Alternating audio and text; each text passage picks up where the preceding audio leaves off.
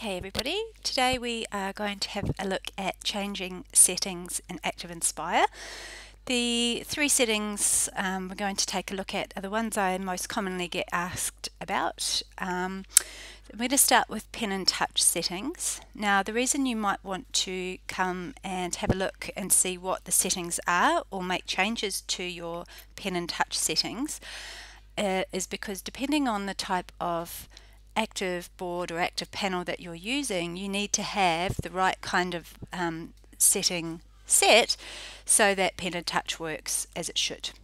So to go into our settings, we go to our main menu, we go to File, and we come down to the little light switch settings here. And we're looking on the left hand side for dual mode active boards. Now over here it's the top two boxes here that we're going to be looking at to change.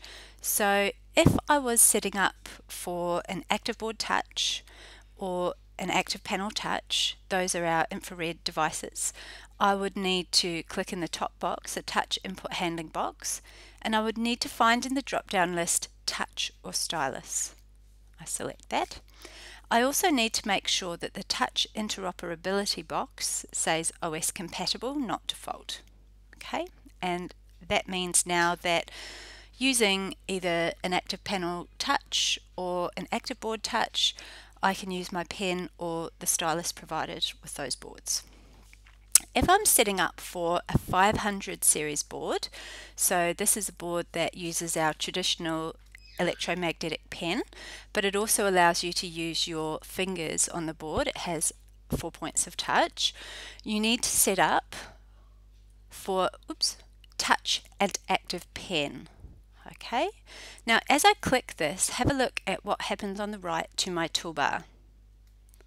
Okay, you can see I now have two boxes over here, and that means that it's now allowing me to differentiate when I'm at the board between what I'm using with my finger, what tool I would use, and what tool I would use with my pen here. So I'll just click out of here for a moment and show you.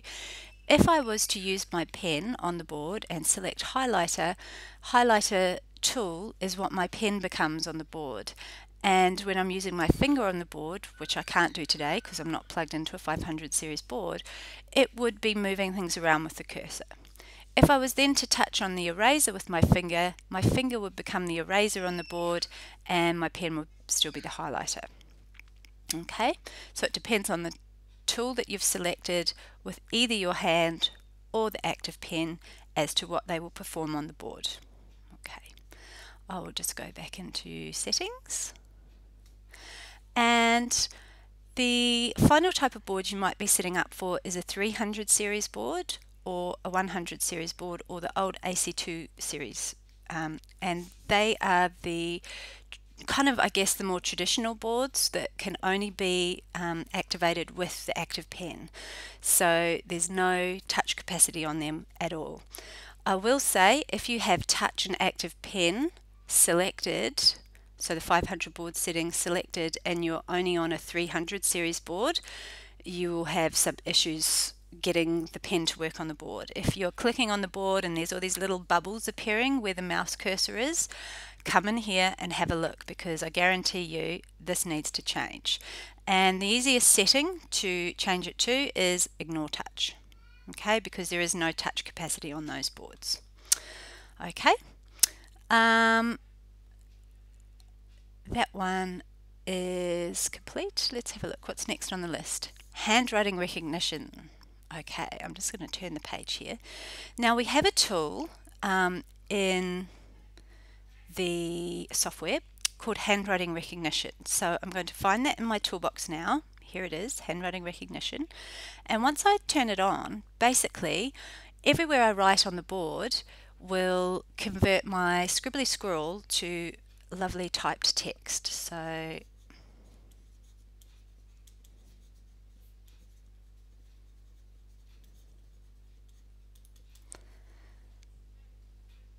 there we go. You can see I've got a little drop down option here, If I select it, it goes through all of the words that I've written on the board, and it gives an option for what I might have been trying to write, but in this instance it's got everything correct. It is actually a pretty accurate converter or recognition tool. Now the reason it's come on blue and in this font size, color and style is because last time I was in my text and used my text, that's what I had selected. So if I was now to change the color and the size of my text, and there we go, and I'll come back into handwriting recognition,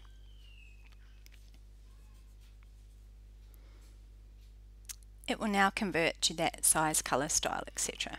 Okay, now you'll notice there was quite a long pause before the handwriting converted into text, and that is because in my settings, so main menu, file and settings, I have turned on a 2-second delay. I think that's 2 seconds by default actually. Now it's not the easiest most logical place to come and have a look. User input, dual mode active boards was kind of intuitive because 2 modes to the active board, but user input is where you come for your recognition tools, and I can change this to a quicker converting time or a much slower one.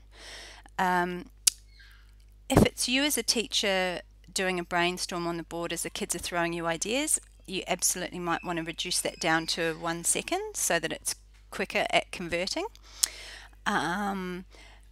If you're working with very young children, you might want to lengthen this to at least 5 seconds so that it doesn't convert while they're still forming their letters. Okay. The other thing to know about the handwriting recognition is that there's a place I can come and change the language for. Now, because I'm working on a Mac today, this is not possible for me. So this is a Windows benefit, I guess you would say. So my handwriting recognition languages for Mac are only in English. But if I'm using a Windows computer, I can load, I think there's about 13 different languages, including Chinese, modern Chinese, Japanese, French, Italian, all sorts of different languages there. And what it allows then is that if I'm writing in that language, it converts to, for instance, the katakana for Japanese, or it puts the accents in the correct place in French as I've written them by hand. Unfortunately, I can't demonstrate that to you today because I'm running my Mac side. But I will show you very quickly. If you are running Windows, you'll need to pop into Promethean Planet, go to the Support tab, okay, up there, come down to Software, click ActivInspire, and then over here on the right hand side you've got a list, and if we come down the list, it says ActivInspire Handwriting Recognition for Windows. Okay, that is a little file that you can download. Once it's downloaded, you double click on the icon and go through the run process, and you will then see all of those languages available for you to use in your handwriting recognition. Okay, the final setting I get asked about is the sound recorder. Now, when you do a sound recording on your computer, so under More Tools, Sound Recorder, we'll just put a little quick recording on the screen. Hello everybody, this is the sound recorder. Okay, here's my little sound icon, and when I click on it to play, this box pops up, and it does it by default. It's a little bit annoying sometimes because you have to keep closing it. It's great if you are unable to hear the sound playing. You kind of want to see this box because it shows you that the sound plays along here, and it shows you that the volume is turned up here. Okay, so I could turn the volume down if I wanted to by clicking there. Okay, I'll leave it turned up because in the classroom you usually like it nice and loud, but a lot of people want to turn that off, and the place you do that is in your settings. Under multimedia, you just take the tick out of this checkbox like that, and it's done. So the next time I play that, it doesn't have that box pop up. You'll notice you might have noticed I scooted up to this little icon here. If I just want to check something plays, but I don't want to play it the whole length of the recording, I use this button up here and it cuts the sound off. Now the reason I've got all of these on the screen here, you might recognize them as Windows pop-up dialog boxes. Obviously I've put them on here because I'm running my Mac. If you are playing your sound, the sound recorder volume in that box was up, but you can't hear sound, there are several places you need to check. Okay, obviously check on your board. There will be a volume dial somewhere on the side of your board. If it's an interactive whiteboard, there might be a white box on the wall that all your plugs go into. Sometimes there's a sound controller on the wall box. Make sure those are turned up.